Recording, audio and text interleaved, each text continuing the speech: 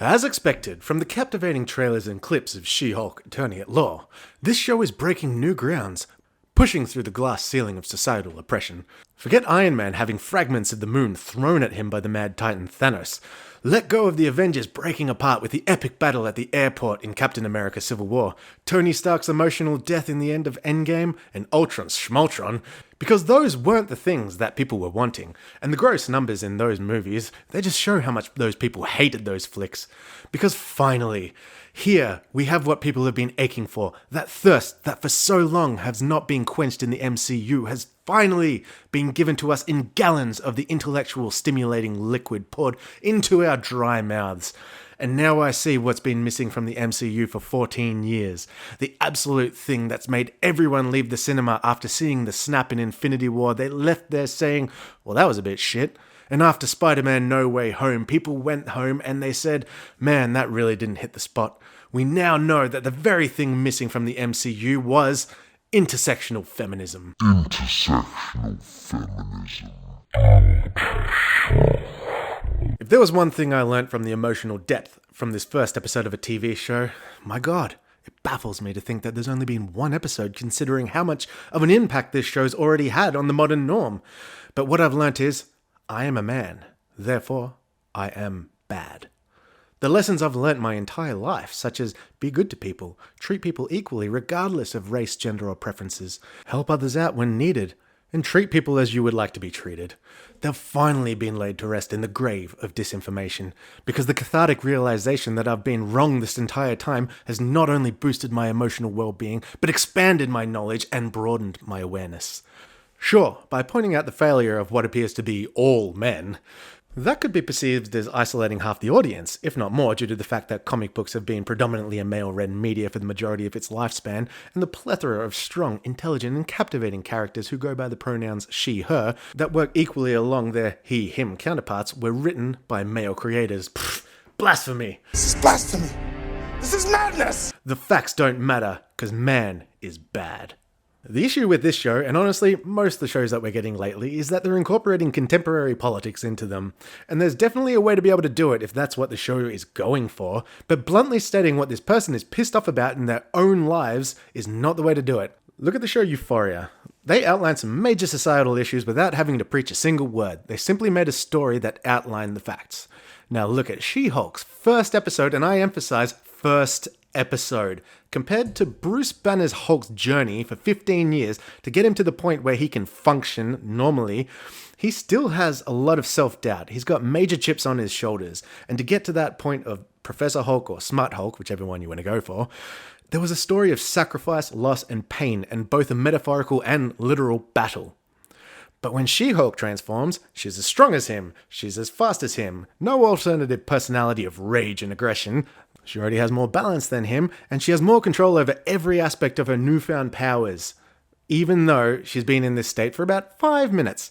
There were no struggles whatsoever, because every single struggle that Bruce found himself through to get to the situation he's in, she has been dealing with every day of her entire life because she's a woman.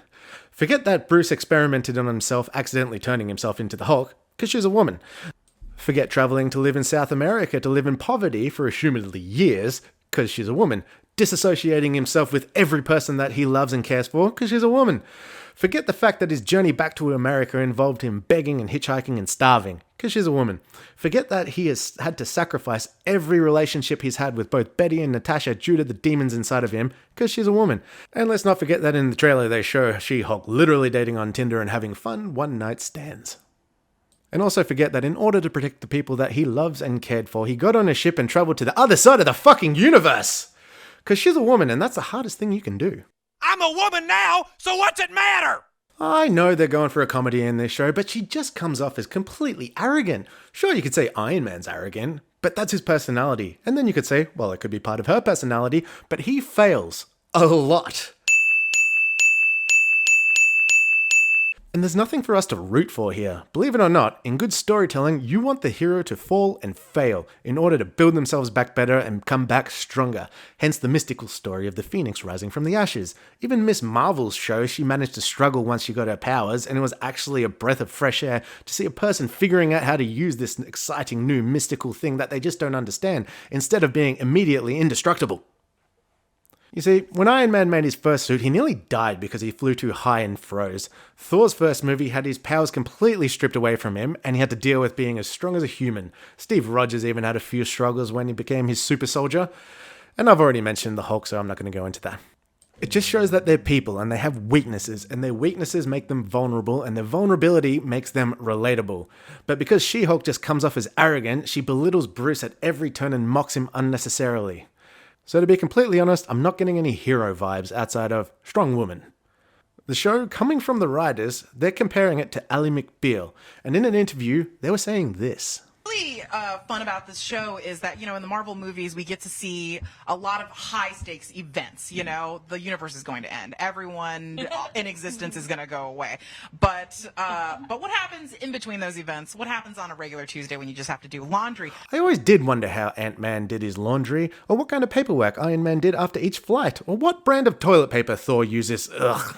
If this is what you think the people want, then I think you've lost a lot of touch. We like the big bombastic action scenes, the crazy technology, and the larger-than-life characters. Marvel Phase 4's got a lot more misses than hits, and on one hand, you've got Spider-Man No Way Home, Shang-Chi, Loki, and Moon Knight. Yes, I like those ones, so suck it. But on the other hand, you've got WandaVision, Hawkeye, Falcon and the Winter Soldier, Eternals, Thor Love and Thunder, Miss Marvel, and more. She-Hulk, I wouldn't even put into the basket of a Marvel show because the writers have forgotten so much about what made the Marvel movies great, but Marvel's lost a lot of its rewatch values for its shows and movies. I've seen Ragnarok, Infinity War, Iron Man, well, actually most of phases 1 through 3 multiple times because, you know what, they're great movies. They've got characters and stories that are just universal. But now they're focusing more on comedy and politics rather than character and story. Marvel, you need to take a good look in the mirror and sort your shit out because you're going to be disappointing a lot of people by continuing down the pathway you're on.